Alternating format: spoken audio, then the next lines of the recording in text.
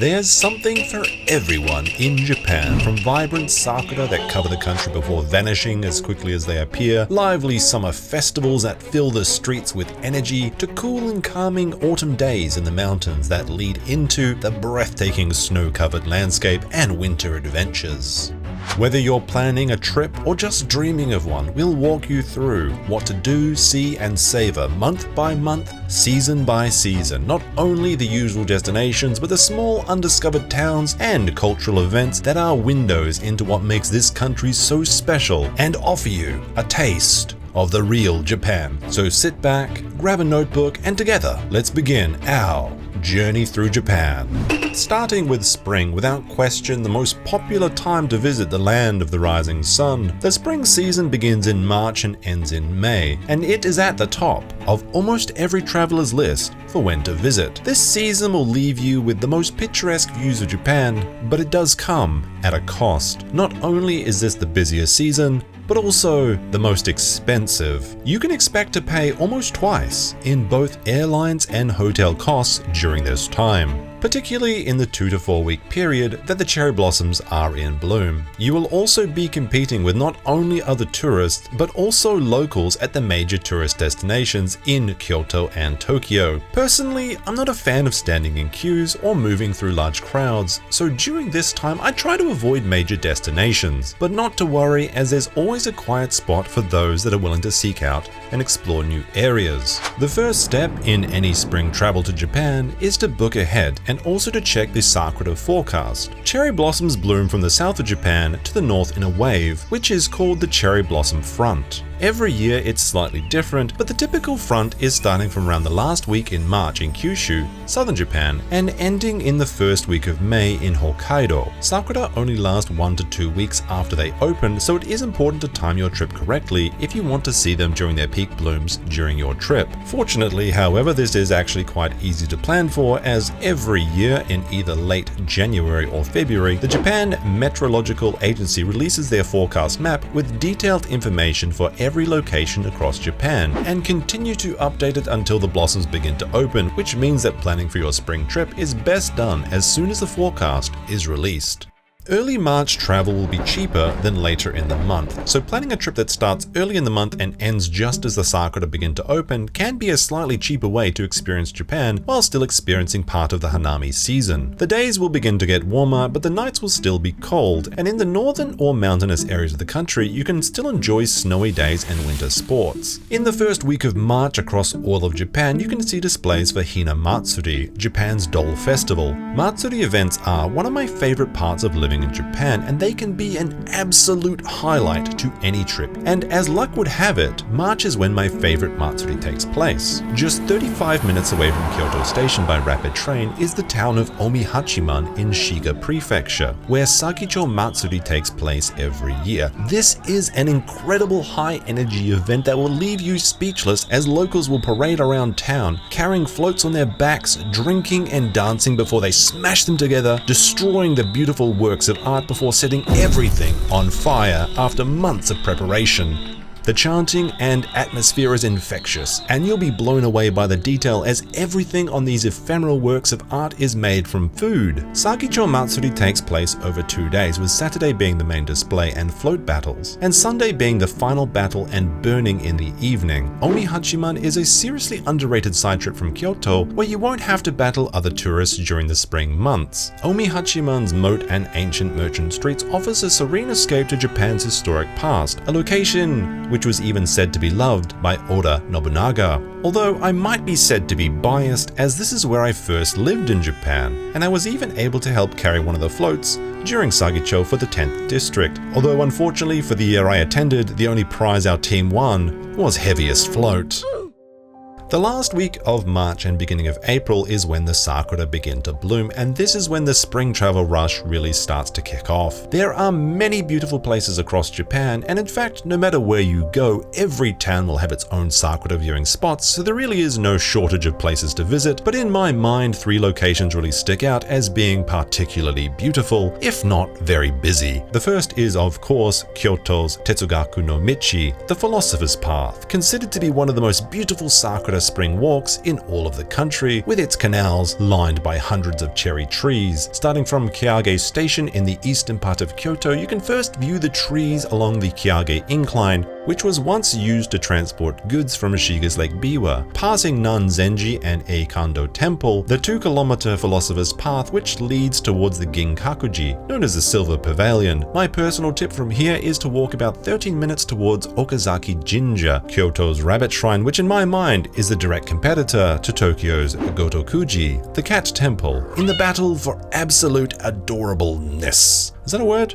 Probably not. Moving on, speaking of Tokyo, I actually have two favorite spots for Hanami in Tokyo. The first place is Yasukuni Jinja, which is right next to the Imperial Gardens in central Tokyo. Yasukuni is somewhat controversial, but its beauty is unquestionable, and watching the petals fall over its temple grounds is truly remarkable. But for my top Tokyo spot, it has to be the canals of Nakameguro. Over 800 sakura trees line the banks of the Meguro River, which is both a blessing and a curse, as this Hanami location is absolutely packed of people at all times. So much so that you will likely be herded in one direction right after leaving the station. But as much as I dislike crowds, even I thought it was worth the struggle, as I ended up staying into the early evening hours just to watch the petals fall and float down through the canals. But if you thought that 800 sakura were a lot, then you'll be blown away by what is considered Japan's best sakura location, Mount Yoshino, featuring over 30,000 sakura trees planted at different levels of the mountain, which staggers the blooming and extends the season. Yoshino will be busy in spring, but the mountain is large enough that quiet spots under trees can still be found, making for a much more relaxing experience than the cities of either Kyoto or Tokyo. And better yet, Yoshino can be accessed just an hour away from Osaka via the sightseeing train Blue Symphony, a luxurious retro-style train with viewing windows and dining car that feel like stepping into the more refined travel of ages past. Incredibly, riding the Blue Symphony costs just 1,170 yen, but be warned that it is small with limited seats, so booking ahead is a necessity. April also features some, well, how do I put this? Truly unique Matsuri events such as Kanamara Matsuri in Kawasaki, about 40 minutes away from Tokyo. Unfortunately, YouTube won't let me show these anymore. Oh my. So you'll just have to use your imagination.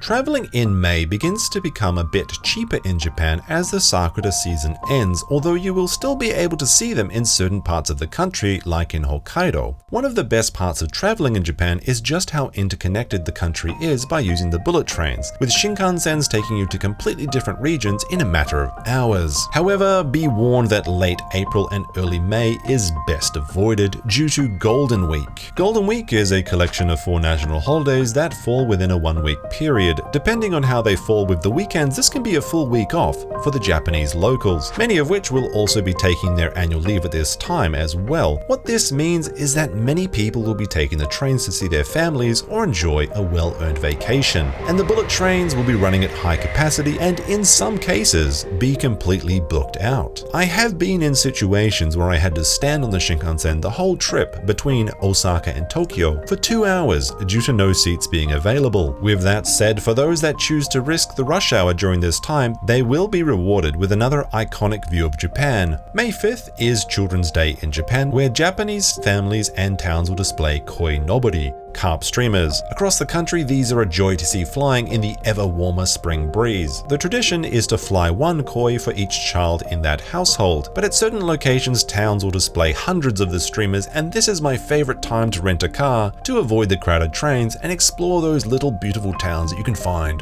all across Japan. Mid to late May is a great time to visit Japan for those that enjoy mild temperatures and smaller crowds. This would be ideal for visiting a ryokan or onsen in the mountains, with the still cool evening air contrasting a nice hot spring bath. Towards the end of May and until October, typhoons can occur across the country, which can disrupt travel plans some years or be a non-issue in others. It's worth checking on, particularly if you plan to travel to the southern parts of Japan.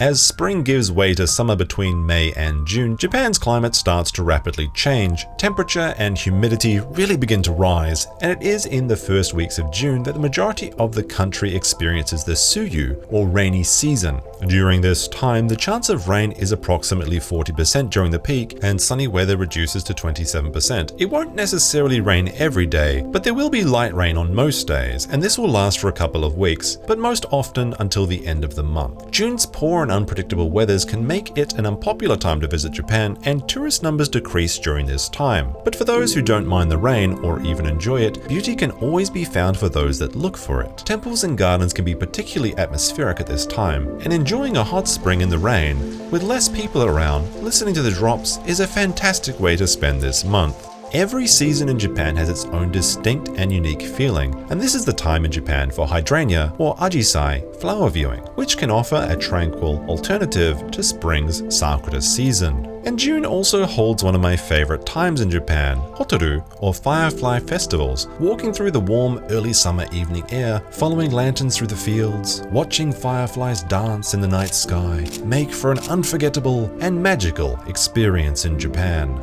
Some of my favorite places to see fireflies at this time are Shiga's Moriyama, which is a quick side trip from Kyoto, all throughout Gifu's prefecture, and Osaka's Mino Park. Japan isn't usually thought of as a destination for ecotourism, but the country truly has some amazing biodiversity. In fact, while visiting Mino, you can even catch a glimpse of another of Japan's creatures, giant salamanders, which can be spotted in the canals at times along the path to the waterfall. These salamanders have been known to grow over 5 feet or 1.5 meters and have the most adorable, carefree faces.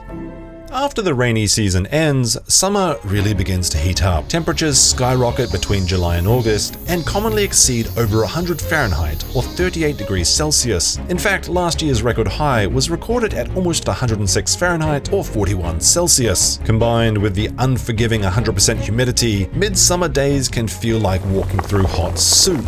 Many people do underestimate just how oppressive the wet heat can be, and heat stroke is very common, even among locals. I usually do not recommend that visitors travel to Japan during this time unless they are from a similar climate or have traveled in a tropical environment before. The heat can absolutely ruin a trip to Japan, where tourists regularly put away 15 to 20,000 steps per day just visiting some of the attractions. However, provided you dress for the weather, stay hydrated, and can escape to a nice air-conditioned shop if you start to feel dizzy, then there are some amazing events that take place during this season. Festivals take place throughout the year in Japan, but summer is when the largest matsuri events take place during the day and fireworks fill the night sky.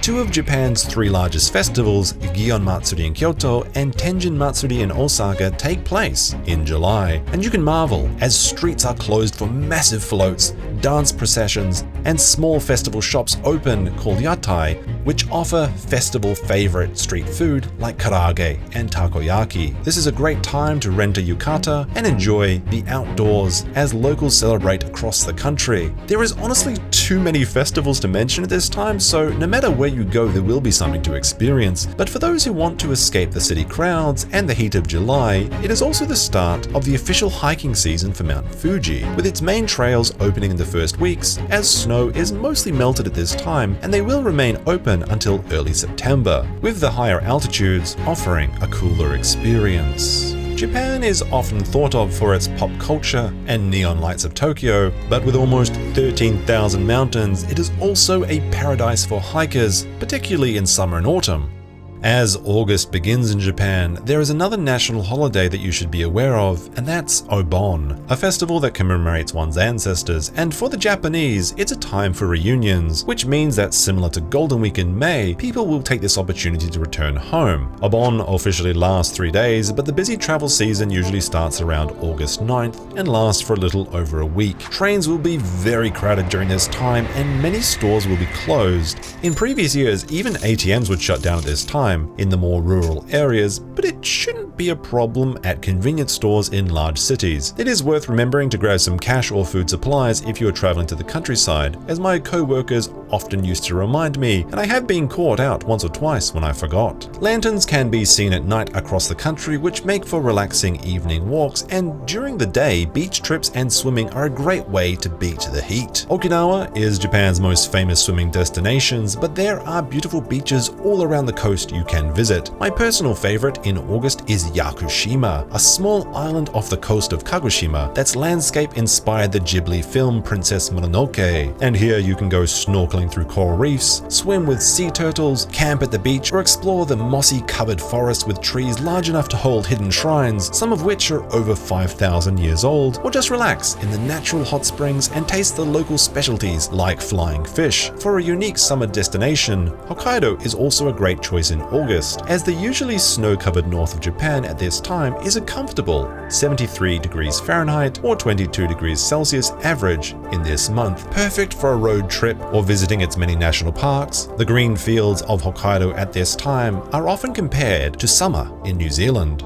September in Japan will still be quite warm, even though it's technically the beginning of autumn. You probably won't feel like it for a while. In fact, you'll likely still want to be wearing shorts until sometime in October, but September will not be quite as oppressive as August, with the added advantage of being the off-season. September, January, and February are the least traveled months in Japan, which makes them the cheapest, with fewer crowds and easier reservations for activities. With over-tourism a rising issue in Japan, this is a good time to see popular sites like Kyoto's many temples with less foot traffic for better photos. And there are, of course, a few must-see events that take place at this time. Osaka's Kishiwada Danjuri Festival is one of the most exciting and most dangerous festivals in all of Japan, where teams will pull massive multi-ton wooden floats through the streets as fast as they can, making sharp turns through tight streets Osha departments need not attend. This festival is so much hazardous fun that they even hold it a second time in mid-October, but for something a little bit more relaxing. One thing at this time of year that I like to attend is ukai events. Ukai is a traditional type of fishing that uses cormorants to catch sweet ayu fish as boats travel downstream with burning braziers. This is an image of Japan that has stuck with me since I was a teenager, and I try to revisit it every single year. Ukai takes place in summer months across Japan in about a dozen rivers, but it's most famous in Gifu, where it lasts between May and October, and also in Kyoto's Arashiyama and Uji between July and September. If there is one thing that I can convince you to add to your summer trip, then make it this. You won't soon forget it, I promise. October, my personal favorite month, but in Tokyo and Kyoto you'll notice it's still quite warm. Transitions between seasons can happen quite suddenly in Japan, and one October night you might feel comfortable in a t-shirt, and the next you'll need a jacket. So check the forecast and pack accordingly. October is known for pleasant and mild weather, not too hot, not too cold, and not too rainy. Honestly, the weather is just about perfect for travel in Japan in October, the only drawback being that it's a little bit too early to see the autumn colors, which will start in mid-November. Unless of course you are in the very north or high mountainous altitude. Like many countries, October is the time for harvest and seasonal foods. Hot pot meals become popular, as well as seasonal fruits like persimmons and pears. Both fresh and dried are available. In October, I love to visit Gifu, the historic and geographic heart of Japan, with beautiful little mountain towns like Gujo Hachiman and Takayama at their best in the warm autumn light. In recent years, Halloween celebrations have been increasingly popular in Japan, with hundreds of thousands of people dressing up and taking to the street for parties on the night of, and weekend nearest to October 31st. The atmosphere in Japan for Halloween is incredible, and Osaka's Universal Studios Japan Halloween Horror Nights is particularly fun. Unfortunately, if anything, Halloween has become a victim of its own popularity in recent years, which has seen the mayors of Shibuya and Shinjuku banning drinking on the streets, with increased police presence marshalling people single direction through popular spots like the Shibuya crossing. They even put Hachiko in a box. Osaka street Halloween parties have been the go-to in recent years, but even there, it seems like cracking down on activities by the government is the direction that things are headed, with the Ibisu Circle Bridge being closed on party nights. It still is an amazing experience to take part in, but it might be one of those things that you want to experience before it's completely locked down by the officials. Late October into November is when the country really starts to cool down. The humidity is low and you need to start dressing warmer. This marks the beginning of the real autumn travel season, and the country begins to transform into the beautiful red, orange, and yellow of Japan's fall colors. While not as busy as spring Sakura season, autumn tourist numbers really begin to increase at this time, which also means the price starts to increase as well. But the price of visiting at this time, for me at least, is well worth it, as I believe that this is Japan at its most beautiful, even more so than the spring Sakura season, particularly in cities like Kyoto, where the temples look their absolute best. The stage of Kiyomizu-dera opens into a forest of maple trees with Kyoto City as a backdrop, and after seeing it, you'll immediately see why this season is so popular. Tokyo's Meiji Jingu Shrine or Osaka's Katsuoji are fantastic, but nothing quite beats the serenity of an autumn hike away from the cities. You might hear people say that Japan is a photographer's dream, or even that it's impossible to take bad photos in Japan, and I have to admit that I owe the majority of my portfolio to this season, which is why I try to make the most of it every day, catching that early morning light as the days grow shorter and shorter. While slightly longer than the Sakura season, the Momiji are all too ephemeral, and in the northern prefectures such as Hokkaido and Aomori, snow will already have begun to fall, as well as the mountainous peaks across the country. With the drop in humidity, visibility also increases, and you may even be able to see Mount Fuji with its snowy cap all the way from Tokyo. But the view is all the better if you take the time to visit the Fuji 5 lakes at the base of the mountain. Winter officially begins in December, and in many parts of the country, winter sports will have already begun. While not often thought as such, Japan is an amazing country for winter sports. Nagano even hosted the 1998 Winter Olympics in its snowy mountains, easily accessible in a little over an hour from Tokyo via bullet train. Japan does have many castles, but Nagano's is one of the most unique, with its beautiful black exterior contrasting the snowy landscape. It is here in Nagano that you will find the Shiga Kogen ski resort, just one of 500 other snow resorts found across Japan.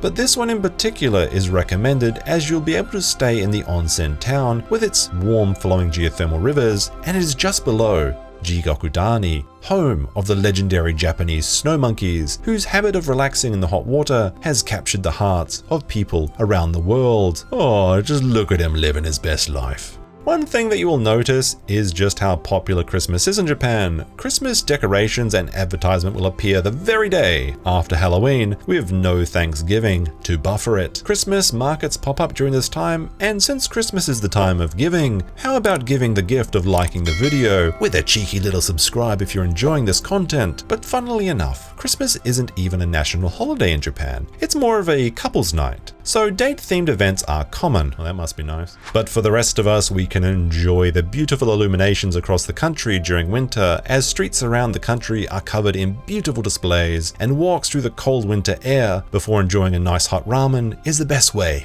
to enjoy this time of year. While Christmas is a family or religious event in most Western countries, and New Year's Eve is the time to party and celebrate, the reverse is true in Japan, which isn't to say you cannot find New Year's parties or countdown events in the cities of Japan, but many Japanese take this time to join their families in the first shrine or temple visit of the year, in an event called Hatsumode. You don't need to be Shinto or Buddhist to attend these, and all are welcome, and a New Year's Eve visit to one is a great way to ring in your new year and have a taste of traditional Japanese lifestyle, as well as some of the sake that is also served at these events.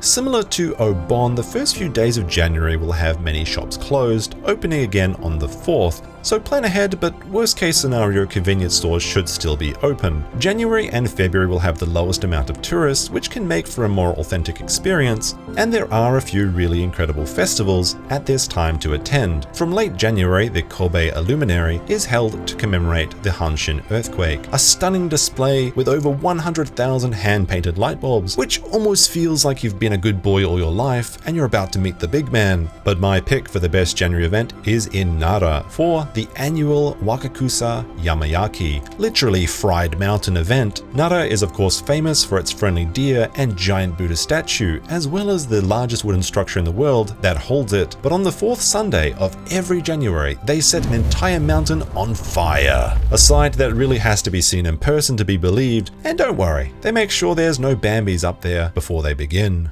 February is in a weird place for travel in Japan between Christmas and the Sakura season. It's most famous for throwing beans at Oni as people yell, "Out with ogres and in with good luck," in an event called Decemeber, celebrated both in Japanese homes or in shrines where you can attend and hopefully catch some good luck rice cakes. Snow will very much still be covering the northern prefectures, making it a great time to see snow-covered Japan or enjoy the remainder of the ski season, which can last into March in the mountains. The Sapporo Snow Festival is held at this time over 7 days, but it is very popular, so booking hotels and flights ahead of time is very important if you do not want to be left out in the cold. And while Hokkaido will still be very much a winter wonderland, in the southern lower half and even in Tokyo you may begin to see ume, or plum blossoms, which are often confused for sakura. These bloom late February and early March and signal the end of winter and beginning of spring. Because these do bloom in the low tourist season, they are a fantastic alternative to the sakura season for a cheaper or less crowded trip. And to be honest, your friends probably won't even know the difference when you try to make them all jealous with your Japan holiday photos.